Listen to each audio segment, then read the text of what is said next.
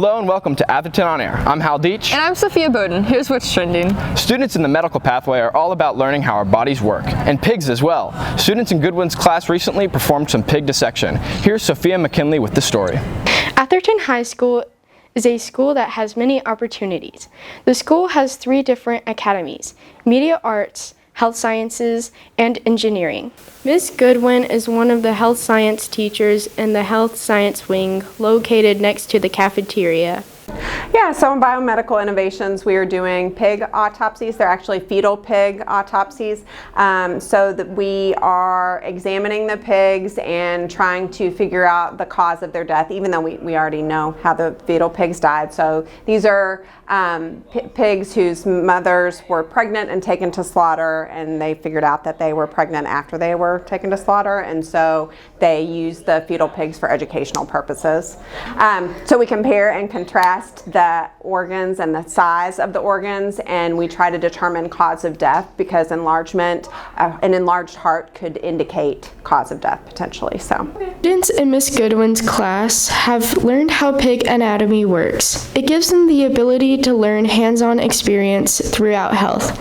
Bella is a senior in the Health Sciences Academy. She is one of the Miss Goodwin students in the Biomedical Innovations class, which is the capstone class for the biomedical course. And our big project this year was dissecting fetal pigs.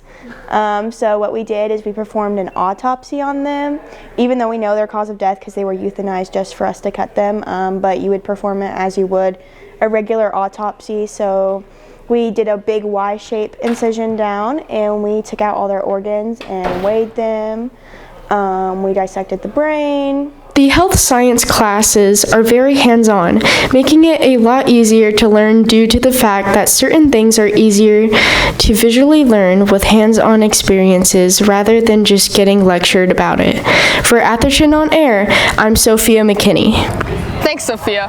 Oh man, I'm glad I don't have lunch after this. Yeah, me too. Speaking of lunch, have you ever seen the behind the scenes of our cafeteria? Can't say that I have. Well, luckily you're about to get an insightful look with our lunch ladies. Here's Erin's scene with the story.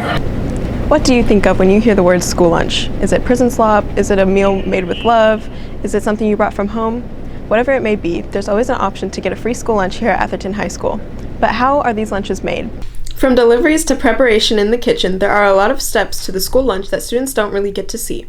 Brittany Passafume works for the JCPS Nutrition Center and gives a little insight as to how things work behind the scenes. My job position title is SCNS consultant.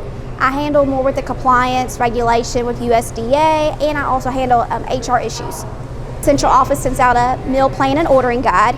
Managers from the back office, they place it on the computer, what items they need as for food, supplies, forks, trays.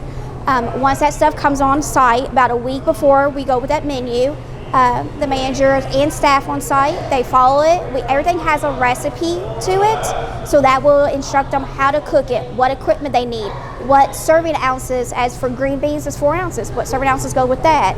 So all that gets cooked, put on the line.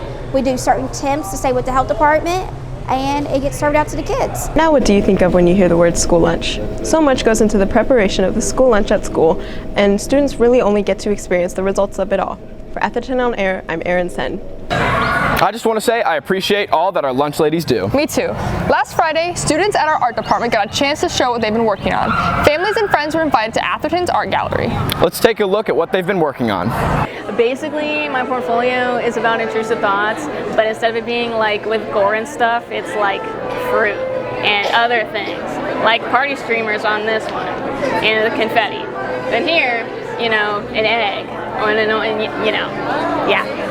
Well, most of my pieces that I drawn this year, I wanted to explore the idea of depression and what it looks like and what healing looks like, since I myself have dealt with depression my whole life, and it's a big part of me, and I want to showcase how it can be shown in other things.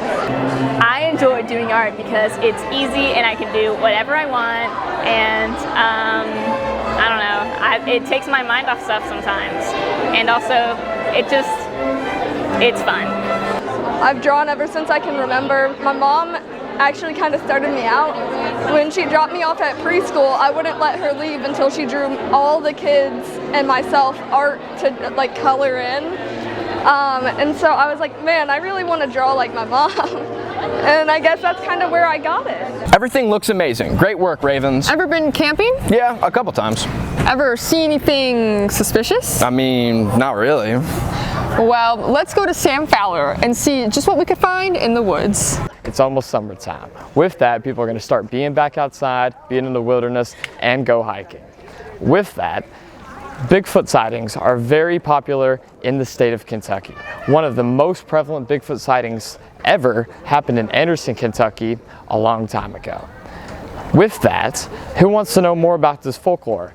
We take you to Mr. Cornell with more information. So we're going to examine this phenomenon on a more academic folkloric background, not as much science and too much pseudoscience that goes on with mainstream media and pop culture. With Bigfoot, do we want it to exist? Some people say yes, some people say no, but it's kind of the archetype, which is a symbol of the wild person, wild man, wild woman, throughout many different cultures in history. And that's what we have. Myths and society and stories as kind of how we figure out the world and what's going on. Science fiction is our myth in our culture right now. I think that's our mythology. And so with Bigfoot, I think we're fascinated by it because this society as a whole and mainstream is very removed from nature. When you visit nature, we're not part of it, and I think that's part of our crisis as a culture. And the story of this, is there one last part of the wild left? And can we manifest that as some kind of humanoid creature that maybe we can connect to and discover that wild part of ourselves? Wow, very interesting. Thanks, Sam. I'll be sure to look out in the woods. Yeah, me too. Well, that's all we got for today. For Atherton On Air, I'm Hal Deetsch. And I'm Sophia Bowden. Keep it rad, Ravens.